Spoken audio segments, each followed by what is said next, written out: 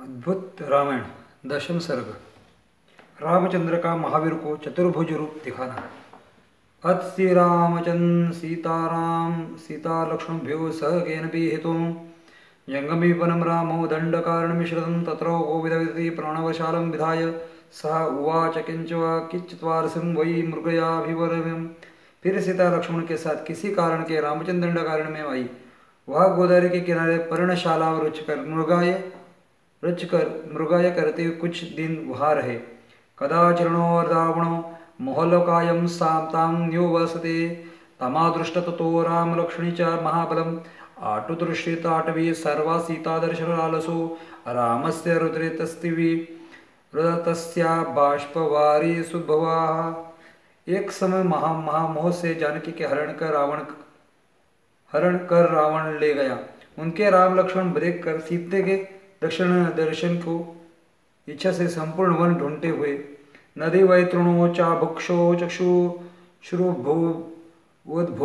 वेतारश्तश्रु वै तस्मात् वैतरणी स्मृता पितॄणां तरणं यस्मात्तृणा स्नानतर्पणं तेनापि कारणेस्य नदी वैतरणी स्मृता। उनके नेत्रों के जल से एक वैतरणी नदी बह गई थी।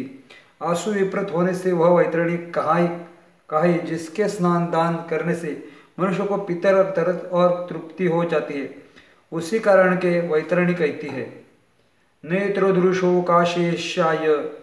काशेशयं ताभि शैलस्तुभि अभानि सुग्रीवेण वानेरेण सख्यकृति महामना ऋषिमुखग्राद्रमो लक्ष्मेण नाजोजन च पश्चात मित्रत्रोभि श्राद्ध सुग्रीवे नाम वरहा। और नेत्रों को मल से वहां से पर्वत हो गई और फिर सुग्रीव के साथ मित्रता करने इच्छे से रामचंद्र लक्ष्मण के सहित ऋषिमुख के पर्वत को गए। वहां 5 मंत्रियों के साथ सुग्रीव नामक वानर त्रयसे वालभयाय सोपय शद्रा लक्ष्मणो चापधारणो वीरो प्रवस्त गुचांबरम तो दृष्टिभि सुमत्रा त्रयस्तु वालिपक्षा वनन्ति प्रास्तय पद्भु तद्भनुमान भिक्षु रूपेण वानरम।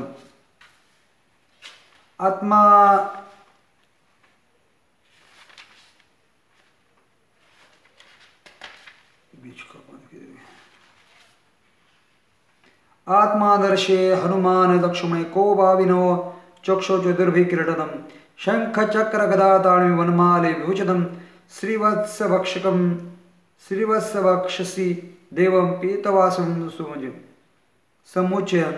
वाल्मीकि के भय से रहता था। उसके लक्ष्मण को देख वह वीर चाप धारण किया आकाश से ग्रसित हुए सामने थे। उसके देखकर सुग्रीव बड़े त्रास के प्राप्त हुए, कारण कि उनको वाली को पक्ष का जाना। तब भिक्षु के रूप से महावीरों को उनके निकट भेजा। हनुमान ने राम लक्ष्मण को अपने स्वरूप दिखाया और कौन हो उस प्रकार चतुर्बाहु किरणधारी शंख चक्र गदा पाणी वनमाल से विभूषित श्रीवत्स वंशदल में धारण किए पीतवस्त्रधारी अच्युत लक्ष्मण सरदुभ्यो च शश्रो भयो पाशुकम ब्रह्मपुत्र सनद्वैद्यो स्तुति मान समन्तः देवर्षि पितृगंधर्वा सिद्धो विरोधो रंगौ सीव्यावनो महात्मना पुंडरीका विश्वलोचन लक्ष्मी सरसे सेवी ब्रह्मा को पुत्र सनंद से सब और सेवामान देवता पितर गंधर्व सद्विचार सिद्धि विद्याधर उरग महात्माओं से सेवित कमललोचन सहस सूर्य प्रकाशा शतचंद्रुमुख शुभवनम फणसहस्रमूलम धारण धारियन्ते च लक्ष्मणा अनंत श्याम राम शिरसम आतपत्रम फाणा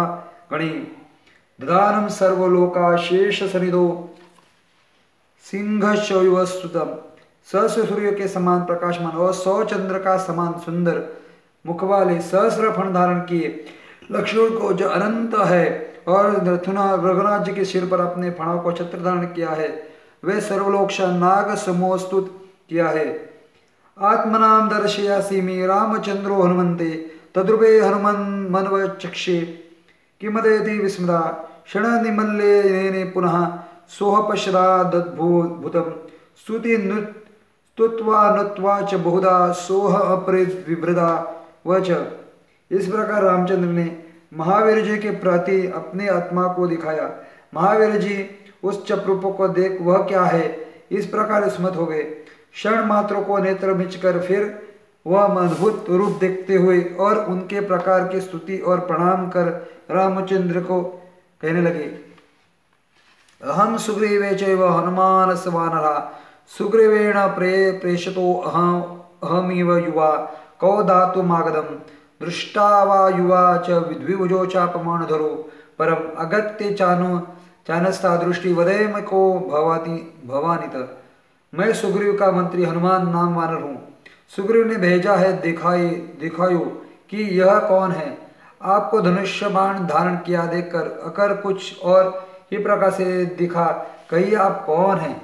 इति पुनः पनवसुता व्याकुलम व्यारहन्ते किमिति कथामितंदम कंपमानं प्लवगम कृते रोते पुटमौल्य सविधेय ध्रुवंता मधुतरम मधुरा रामचंद्रो अब्रीवतम।